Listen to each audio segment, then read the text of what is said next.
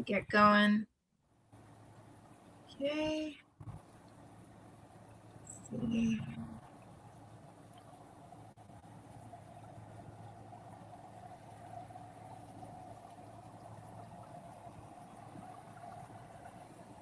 All right, fantastic. So welcome everyone to another Inspiration Behind the Stories. I'm here with gorgeous and brilliant Rain Wright. Rain Wright. I always get tongue-tied. I'm so sorry. It's okay. And we are here to talk about her incredible, I would call it more of like creative nonfiction, yeah? It's creative nonfiction. I'd say it's probably hybrid because there's a little poetry in there. Oh, fabulous. Love it. So the title of it is The Language of Mothers. And for the month of March, March being Women's History Month, we actually have the ebook version on sale for 99 cents. So if you're curious, what have you, I have put the link to the Amazon page for this fantastic creative nonfiction piece in the title of our talk. So with all that tongue-tiedness, let's keep going. And I've got to know, what was the moment that made you say, oh my goodness, I have got to write this? I think that it probably sat in my mind and in my writing process for years, but this idea that stories can heal, that voicing can heal, and also that my mother had been my storyteller, so that the stories that are passed down intergenerationally through women can empower us. I think that was the moment when I decided I needed to write this book. Oh, wow. Amazing. Now, what first sparked the initial stories? I think a connection maybe to language and the power of storytelling. And I was in the PhD program at University of Hawaii at Manoa, and I had been doing some writing, a piece called Away with Water, and it was about my mother and her escaping abuse, and those stories being really difficult to tell, but also I think necessary. And that language doesn't have to sit in the stasis of just trauma, but it can be healing. And so the more that I kind of revisited these stories, I thought that they should come to light. That and actually the book started with this title, Everything Turns to Light, because my mom would often, talk about kind of the beauty of light in different ways. So I think that was the inspiration that said, I just, I have to continue writing. And it's not always easy to write memoir or creative nonfiction, because there are those moments when you feel like, is this navel gazing, or why do these stories matter? But they do matter. And I think that women's voices matter. So I wrote, and it became my dissertation, which then eventually became my book, The Language of Mothers. Brilliant.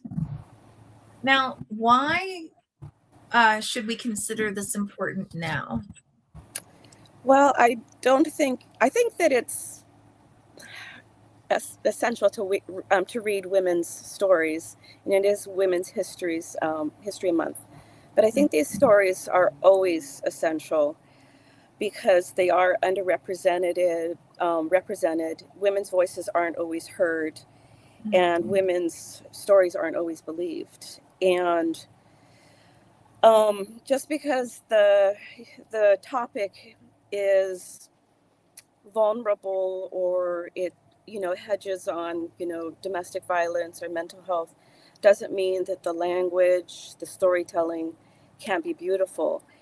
And I do have to say that the stories that stay with me the most are these ones that empower, that make us feel like we're hearing some of these really true aspects of what it means to be human. And I mean, so again, women's stories matter.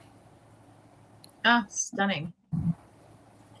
Were there, I mean, you touched upon a lot of different aspects, but were there any specific questions that you were really obsessed with answering or exploring while you were writing?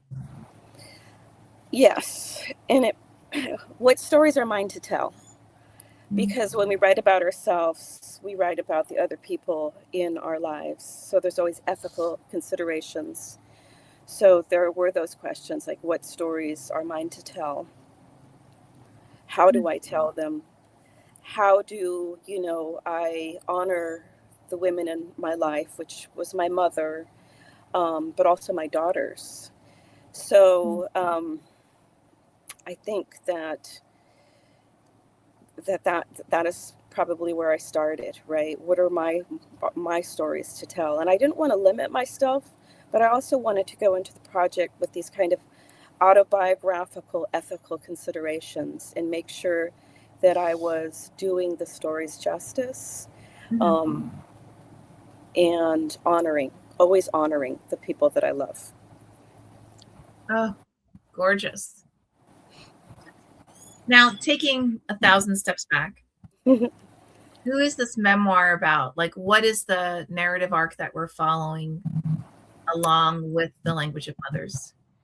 So the story is purposefully fragmented, and as I say, there's creative nonfiction and there's poetry, and I did that purposefully, because the story is about my mother escaping my biological father and abuse in Northern California, Humboldt, California.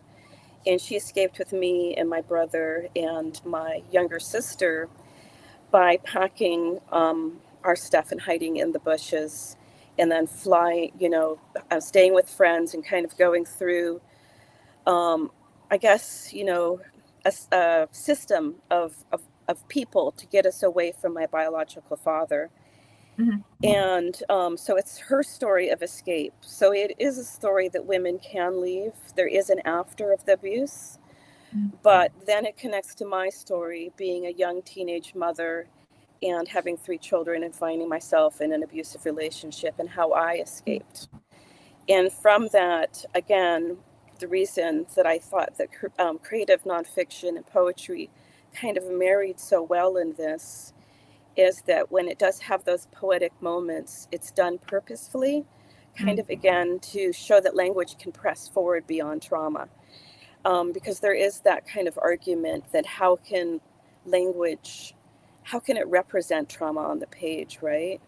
And so I'm kind of insisting that the language can move beyond trauma and show healing. So again, that idea of a thread of women being storytellers, but being women who left abuse, and not only left, but created art. My mother was an artist, and, I write. And then there's my daughters. So part of the negotiation of this book is if I stayed too long in a home and it was filled with abuse, and what did my daughters suffer?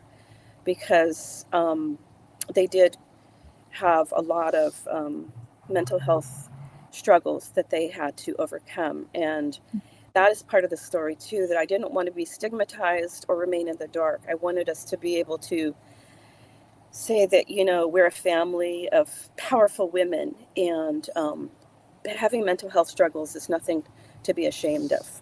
So I had their permission to write these stories. Oh, brilliant. That's fabulous. Now, I mean, well, I think you've already touched upon this, but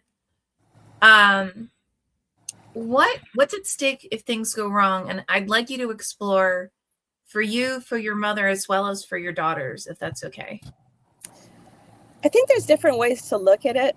I mean, I think that what would happen if it went wrong with us escaping or not leaving, because there's always that thought in my mind, kind of like, what if there's a timeline when my mother didn't escape, or what if there's a timeline when I didn't escape, and I was still kind of stuck in that. And I think that the outcomes would have been much different. I don't think I would be here, having earned my PhD, having written a book. I think that is why it's so necessary to see that these stories, kind of domestic violence, mental health, it's not just like a story of stagnation that you can't leave. But there's also this idea of what could go wrong in the writing process, because what could go wrong is I don't represent the stories well, that I don't honor these women, young women. I love my daughters. These women, I love my mother, who passed away when I was in my 20s.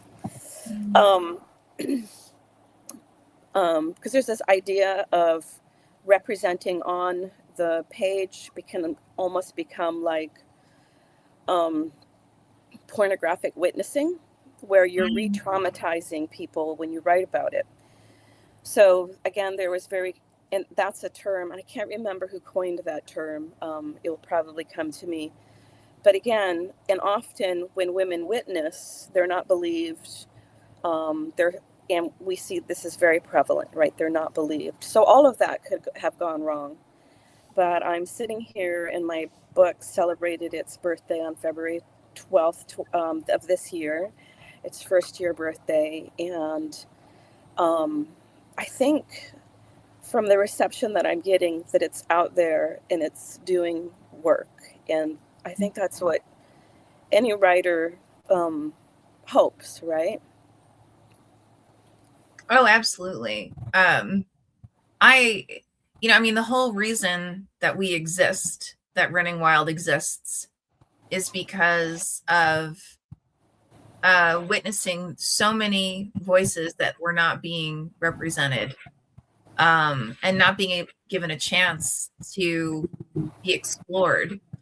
And in that, because this is our 10-year anniversary as well. Oh, yes, that's right. Happy birthday. Thank you. Yeah. And I think along the same lines of what you're talking about, it's in those moments when people reach out and say, I read this story about this memoir about a woman who had brain cancer. And, my significant other or my best friend or whomever, was exploring a very similar, and I didn't understand the trauma that she was going through, and I didn't understand the complexity, and this made me connect to her or him like I didn't understand I needed. And it's that type of, those kinds of connections. And honestly, selfishly, even when I'll get emails from librarians saying, I bought this for myself and I loved it so much. I put it in our library and it's been checked out. Right. I adore that. Like to me, I love librarians. Yeah. I know. Yes. Yeah. I mean, definitely. And finding a home for hybrid work, even though I think the genre is becoming more popular, but when you're trying to do something else, like kind of break the boundary of a genre, finding a home for your piece isn't always easy. So I'm so happy that my book found a home at Running Wild. And we're absolutely thrilled to have you as a part of our community. Absolutely. What kind of an emotional ride do you feel as though readers should expect as they explore this creative nonfiction? I've had readers reach out and say different things. So maybe I'll just kind of think about what people have told me. I had a woman reach out and she had lost her mother. And so reading The Language of Mothers after her mother had just died, I guess it was cathartic for her, but it was also a way for her to think about, how she could honor her own mother. So she made her whole family read the book, and I loved that. And then let's see, just people saying that, I had one person say, I just finished it, and now what am I going to do? What am I going to read now? So I feel like they connected with it Mm, again. Women's. And this was a young man, and I thought that that was really cool. mm, Because again, thinking about when you're a writer, you think about who is my audience, right? And you want to think, well, many people should pick this up. But I guess, I mean, realistically, I thought, well, it says the language of mothers, and I don't want people to be afraid of that because, I think that understanding women's stories is valuable for anybody. mm, And I don't think that I represented trauma or in an overly dramatic way. So I would think that anybody picking this up, I hope, would appreciate kind of the lyric in it. And mm, again, the interrogation of self. There's kind of a lot of those really important kind of memoir or autobiographical moves that we can make as writers. They're really essential, that reflective tone. mm, Um, so I think, again, because it's fragmented, I can't really say what is the narrative arc other than saying, that maybe it is the importance of storytelling, of mm. leaving. Maybe when they approach it, they can, you know, hopefully fall in love with the language. I mean, it is the language of mothers. I don't know. Does that kind of answer it? Yeah, no, it absolutely does. It absolutely does. Um, Now this does explore, multiple lives within your life. Hmm. What did you find to be the hardest to actually write?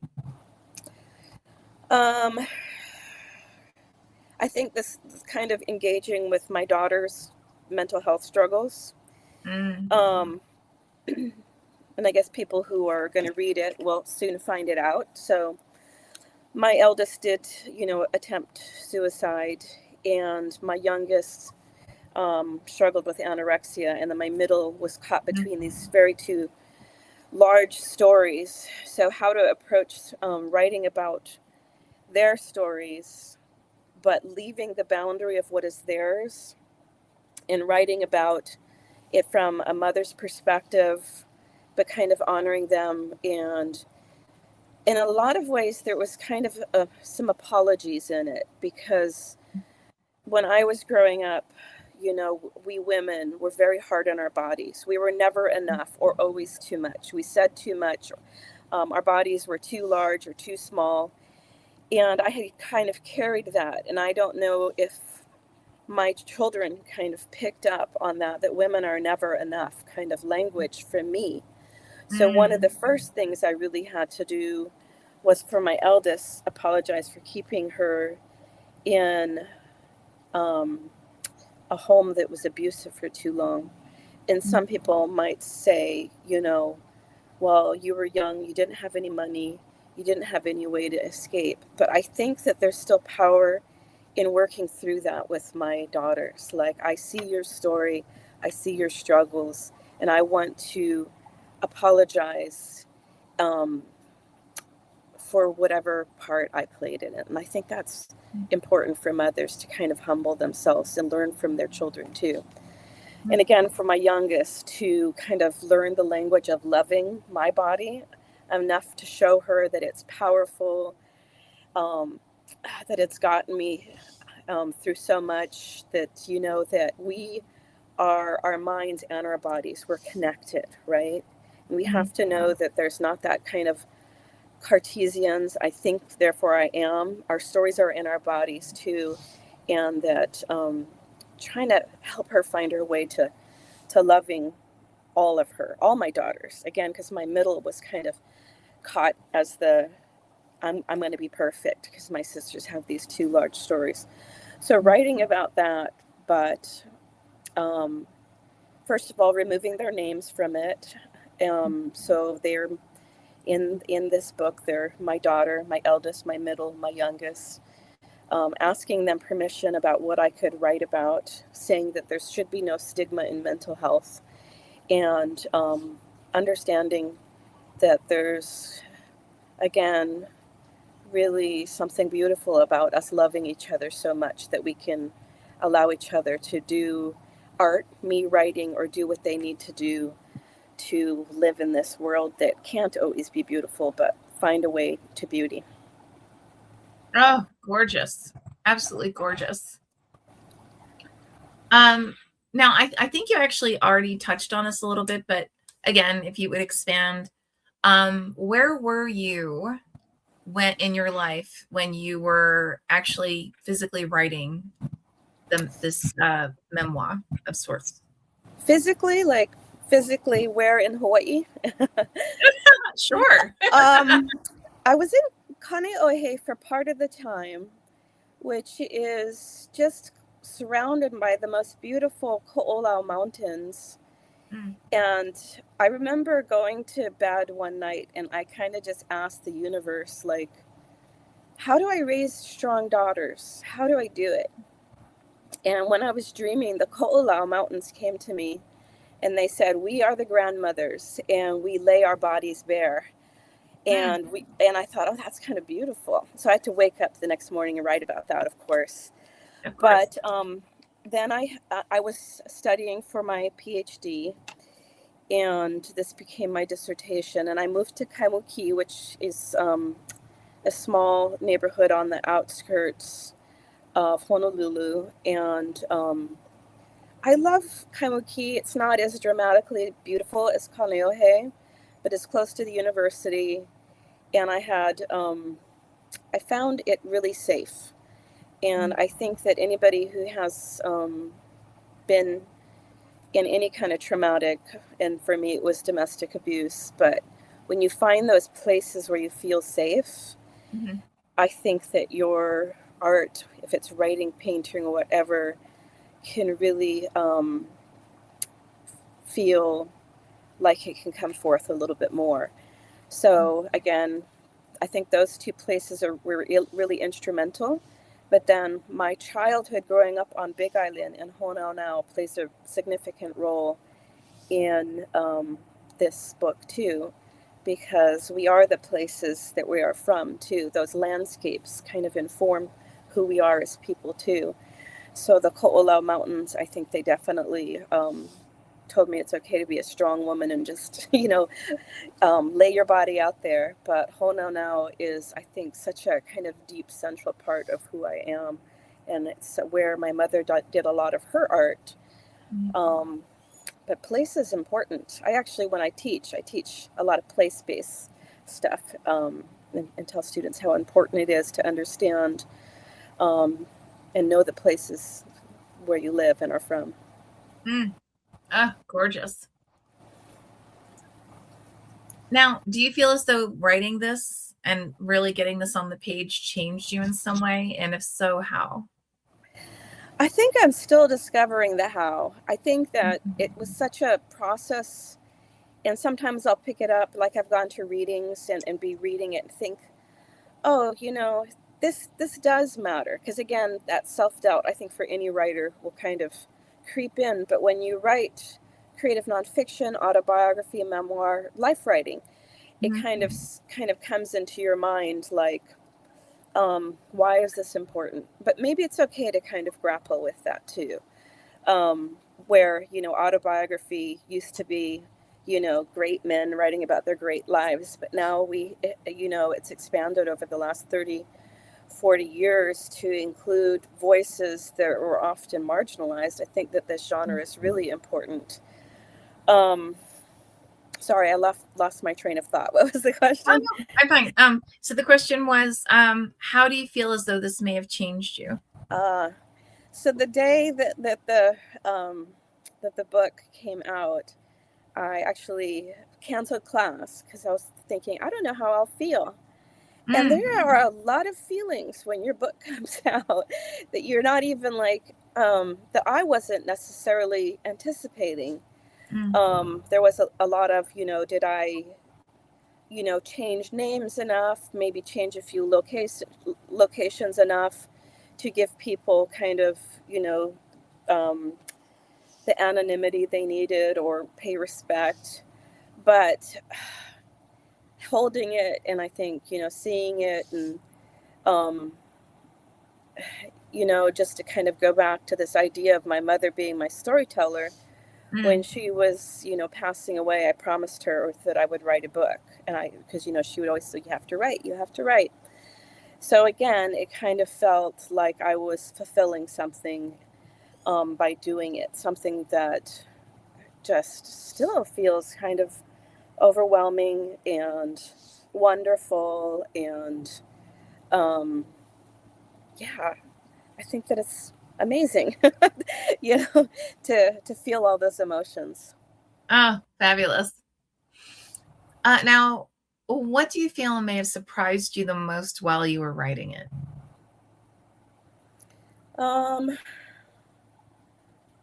What surprised me the most? I think that I don't think this surprised me, but maybe I don't know that the word is surprised is enough, but I think that going back to this idea that sometimes people view writers as like being in this dark room, kind of typing away, but writers need community. And so it wasn't surprising that I had, so many wonderful people show up to either, read my work while it was in progress, not just my, dissertation committee, but friends, and, other writers who could offer support. So I think that I kind of want to overturn that word surprise and just kind of remind people that writers need community. And it's wonderful because we read each other's work, we support each other, and I love the word surprise, and I think that there's something kind of beautiful in there that can tie to community, like it being a reminder that community and writing communities are so generous and can kind of support each other so well as we put books out in the world that we think should be out in the world. Oh my gosh, gorgeous. Now, you did mention that you explored multiple lives, basically. Was there any character, any individual that you really had a hard time getting into?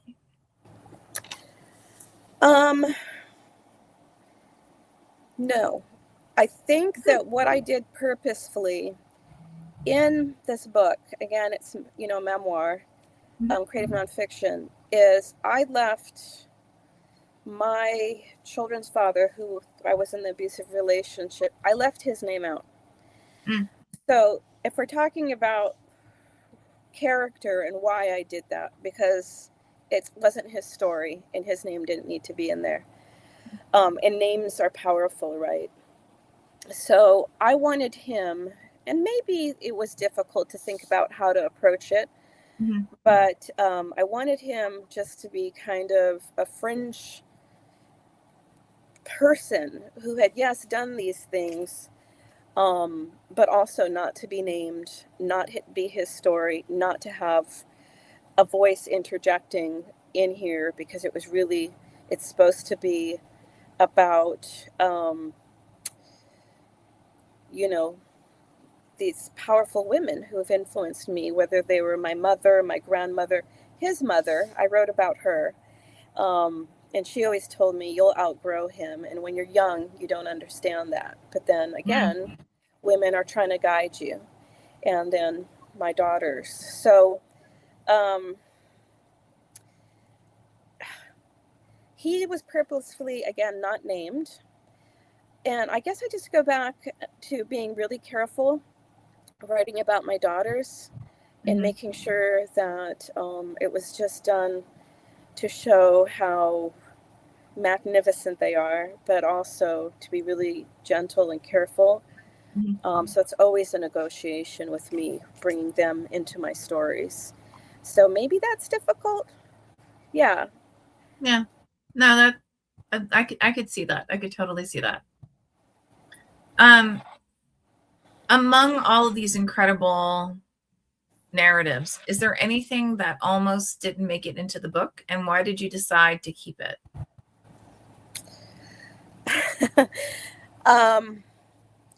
It's funny because I had all these threads of story, like I said, and they're not necessarily, they're connected, but they're connected with a fragmented kind of sense purposefully to show kind of that, if you've experienced trauma, trauma theory says that you won't be able to have access to those memories. So I'm kind of pushing back against that, saying, so I'm fragmenting them, but I'm saying here they are and they're vivid. But I had all of these kind of threads, and for some reason I had left quite a few out. But then through the editing process, I think I, brought several of them back in. And one of them that I think springs to mind now is this stories. I think it's called Hair Stories. But it's this story of my daughters always wanting to cut their hair when they were little, and me saying, grow your hair long. And I'm not sure why, but there was always this kind of fearful dream that came to me where they're kind of sliding over the edge of a cliff, and I can only catch them by their hair. So lots of deep psychological stuff going on there. But in the piece, I tell them, let's reimagine that childhood home. Go ahead, cut the world up, cut your hair, cut anything you want. We're going to, cut up this world. So that almost didn't make it in. But then I kind of thought, why? That should be there. Oh, absolutely. That should absolutely be there. Who do you feel will be the most engaged? Who will fall the hardest for this book? I hope that people kind of explore beyond this idea of it just being for mothers, even though it says it's the language of mothers. And I really hope that young women, either thinking about how they want to pay tribute to their mother, or young women who are thinking about, their maybe story. How do I want to say that? I want them to know that there is a beyond abuse. There is an after. And I hope that they find this book. Maybe there are people struggling with mental health, and maybe they can see that mental health shouldn't be stigmatized, that there is, an after the struggle too. And, but also an acceptance, like, if this is the mental health, condition I have, then how do I learn to love myself and be in this world with that struggle? So I hope they find this book. But I mean, it would be good if lots of people found the book. Absolutely. Is there any aspect of this that readers have described to you that they said, oh, I just completely was not expecting this? There were, well, it's really lovely. Again, there were a lot of people who I grew up with on Big Island who read it, and they're like, oh, it's like you're telling my story. I remember all of these places. And I guess, and then there are, people who said, it just made me cry so much. And it makes me cry when I read some of it, because again, I'm writing about my mother or difficult times, but it's kind of a release in not a bad cry, if that makes sense. So I kind of had to think, oh, okay, I'm making people cry. That doesn't necessarily have to be a bad thing. But I really do appreciate when people give me feedback and find something in my book. I think that's wonderful. That's beautiful, right? When they find something there and they take the time to either write in those little charming notes and, say, your book did something good for me. Stunning. Absolutely. If someone reads, like, let's say the first 20 pages or so, what keeps them going? The first part of it really kind of frames me and my daughter's story. It's about, you know, and, I'm thinking about the first 20 pages. And I think that it will not only engage people who love like poetry or lyrical language, but I think that they will be engaged because, again, it's saying that these stories are okay to tell. And, I'm not going to be ashamed of these stories. And I am going to show you the beauty of storytelling, and even storytelling that's difficult. And I mean, for me, when I've come away from reading so many memoirs that were just like, oh, that made me feel on so many levels. And I still think about those books. And I hope I'm doing some of that work for other people. Oh, absolutely. Do you feel as though there's a specific mood or approach that someone should be entering when they first begin the memoir? Specific mood. It's not a comedy. It's not fiction. So maybe understanding that, understanding that there's a lot of, again, that kind of reflective voice. I love gardening, so maybe after they've done some gardening or walking or done a hike and or gotten to the beach and they want to just kind of be even more introspective and think about, you know, uh, engaging in hopefully a very captivating story, maybe. Yeah. And before we go to the one sentence of why to pick up this book, is there anything else that we should leave our viewers with? Anything else that you would like to explore? I want to just say that, we can, it's very necessary to have like February is as Black History Month. It's also Aloha Hawaii's Hawaiian Language Month, and then March is Women's History Month, because those stories are often marginalized. But I want us to remember that these stories should be heard all year round. Yeah, these histories. Absolutely. And there's so much harm done to to women who aren't believed. So maybe just pick up a book by a woman. And I know Running Wild has a lot of books by women, so explore the catalog, read widely, widely and wildly, cross genres, and I just think it's essential to read. I mean, I tell my students, they're like, I don't read much anymore. I like anime. And I said, but you're still reading. Just read. Read whatever you can get your hands onto. Read. Absolutely. Absolutely. In one sentence, why should someone pick up this book?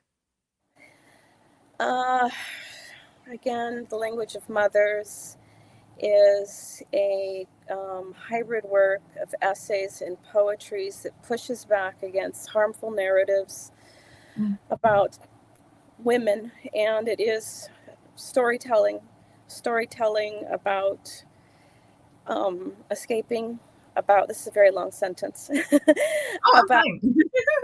about escaping, about the beauty of deep relationships with mothers and daughters. And it kind of frames or focuses the reader on the idea of storytelling as healing. Oh, gorgeous. And with that, I just want to remind everyone, The Language of Mothers can be found anywhere ebook, paperback, audiobook are sold. And for the month of March, the ebook is on sale for 99 cents. And with that, Rain, thank you again for just writing such a stunning piece and spending your time with us. So appreciated. Thank you so much.